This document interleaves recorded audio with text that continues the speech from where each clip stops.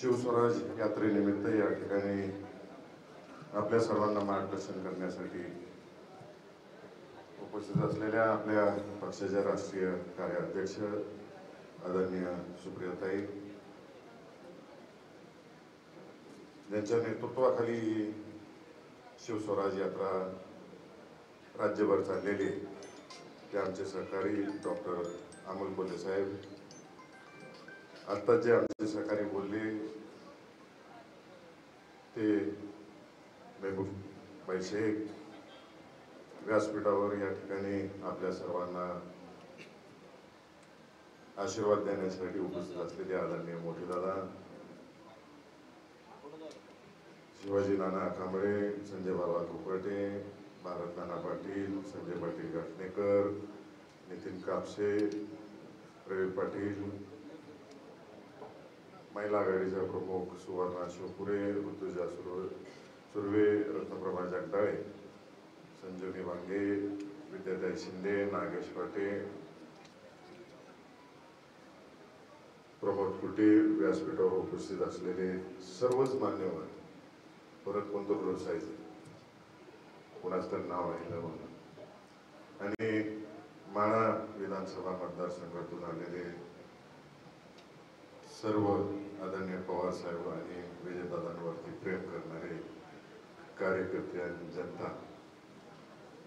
मी अधिक बोलणार नाही कारण का आपल्याला यायलाच आम्हाला उशीर झाला. जागोजागी सगळीकडे स्वागत सुरू होते त्यामुळं फार उशीर झाला पोचायला. अजून करमाळ्याची सभा आहे आणि आपल्याला सगळ्यांचं सुप्रियाताईंचं आणि अमोलदादांचं मार्गदर्शन ऐकायचं. सुरुवातीला मी आपल्या सगळ्यांचे या ठिकाणी आभार मानतो की आपण सर्वांनी, मला अपेक्षित नव्हतं किंवा आम्ही कुटुंबात जेव्हा बसून कुठल्या तालुक्यातून किती लीड मिळेल, कुठल्या विधानसभेतून किती लीड मिळेल, आम्ही पोचवत होतो 15,000, 20,000, 15,000, 20,000 माढा विधानसभेच्या बाबतीत.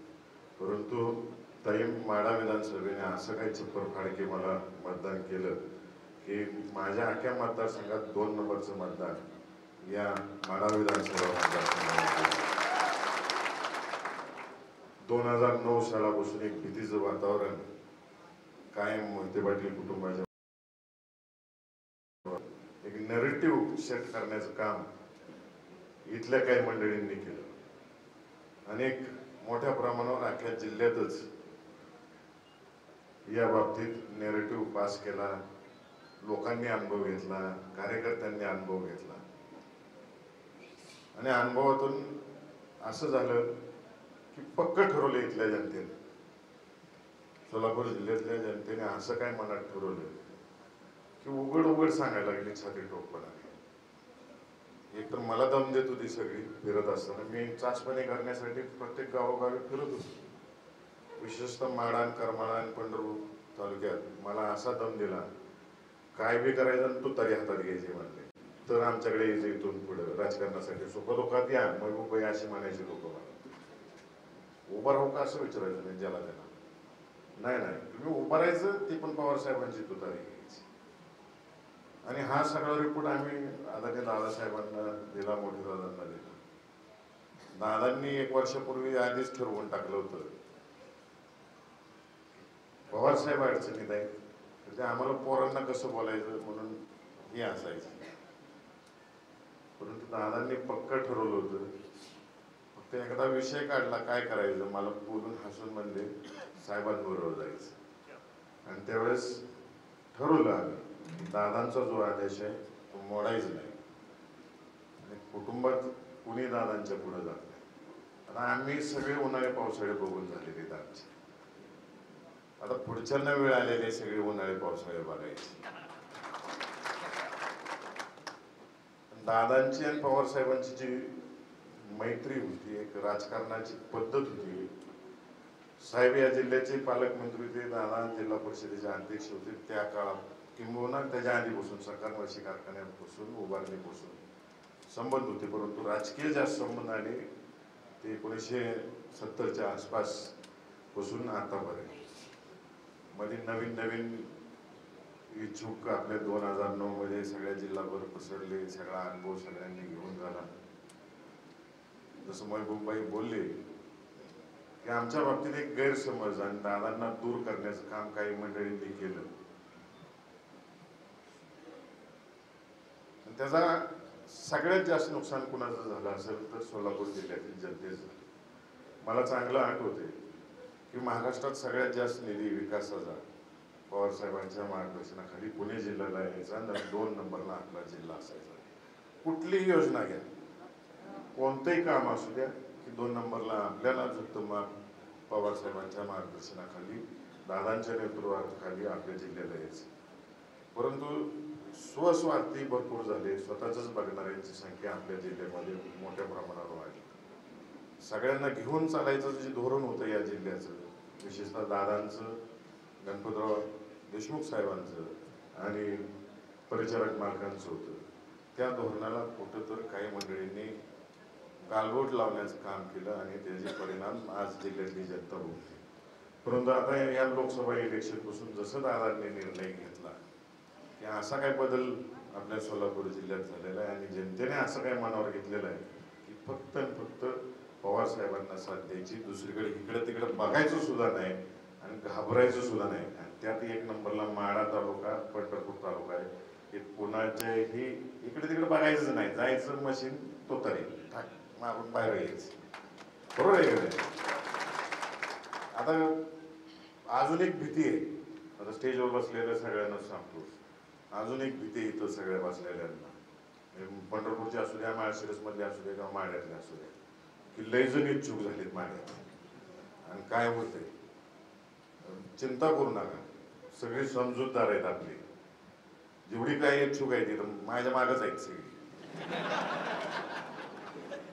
सगळी समजूतदार आहेत आणि सगळ्यांनी ठरवलंय जो काय पवार साहेब दादा निर्णय देतील तो मान्य असेल. पण ह्यावेळेस माढा करमाळा नुसतं नाही, नुसतं माळशिरस नाही, नुसतं सांगोला नाही, सोलापूर जिल्ह्यामध्ये महाविकास आघाडीच्या 11च्या 11 उमेदवार कसे येतील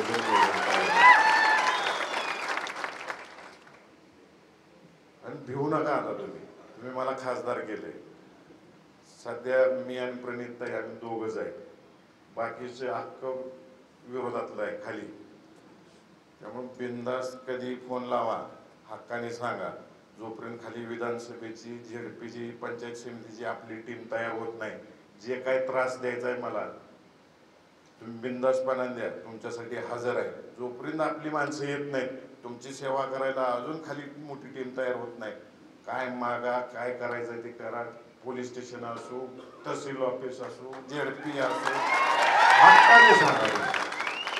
त्यासाठी कायम उपलब्ध असेल. जेव्हा टीम वाढेल खाली, हाताखाली आमच्या, मी सगळे मिळून काम करू, तेव्हा ठीक आहे, लोड कमी झाला. आज 24 तास काम सांगा, 24 तास तुमच्यासाठी हजर आहे. फक्त आता आपल्याला बारकाईनं सगळ्यांनी नियोजन करायचं आहे. तुम्हाला सगळ्यांना माहिती आहे, इलेक्शनला आपल्याला वाटत होतं की आपलं लीड 3 लाखाच्या आसपास पोचवलं असं वातावरण होतं. परंतु शेवटच्या 3 दिवसांमध्ये कंटेनरने पैसे आले आपल्याकडे आणि गावोगावी वाटले गेले. मी सांगितलं होतं, कोरडूवाडीच्या सभेमध्ये सांगितलं होतं की कंटेनरने येणार आहेत आणि घ्या सगळ्यांनी. मात्र घेतली पण सगळ्यांनी आणि मतं मला टाकली सगळ्यांनी. आता कंटेनर येतात का जहाज येतात मला माहित नाही, कारण का अस्तित्वाचा प्रश्न आहे ज्याचा त्याचा. आता इकडून कोण तर म्हणलं काय बी होऊ द्या, नाही घ्यायचं आहे आपल्याला, तुमचंच आहे ते दिलेलं तुम्ही टॅक्सच्या स्वरूपात, तीच माघारी येणार आहे. खरं मत मात्र तू तिरडील टाकायचं आहे सगळ्यांना. सांगायचं तात्पर्य एवढं तुम्हाला सगळ्यांना की ह्या इलेक्शनमध्ये काही जण निसटले आपल्या वाघरीतनं, ती वाघरीत माघारी आणायची, बारकाईने नियोजन करायचं आहे. आणि 60,000 बाबा तुम्ही मला तसं दुसरी जी पाणी होती दोन्ही मिळून 60,000च्या पुढे लीड जाते. 65,000 जाते. आता आपण सगळ्यांनी ठरवायचं आहे, विशेषतः आम्ही वर बसलेले आणि प्रमुख कार्यकर्ते, 70चाच आकडा डोक्यात ठेवायचा आहे. 70,000च लीड बसलं पाहिजे. या पद्धतीनं नियोजन आपण सगळेजण करूया, बसूया. जिथं जिथं तुम्हाला माझा वापर करून घेता येतोय जनतेची कामं करून घेण्यासाठी बिनधास्तपणाने करा. मी तुमच्यासाठी उपलब्ध आहे. अधिक वेळ घेत नाही. अजून दादांना ताईंना बोलायचं आहे. आपण सर्वजण आला त्याबद्दल सगळ्यांचे आभार मानतो आणि माझे दोन शब्द संबोधतो. जय हिंद. धन्यवाद. धन्यवाद साहेब, धन्यवाद. आणि यानंतरची विनंती करतोय आदरणीय ताई आपणास या ठिकाणी संबोधित करतील.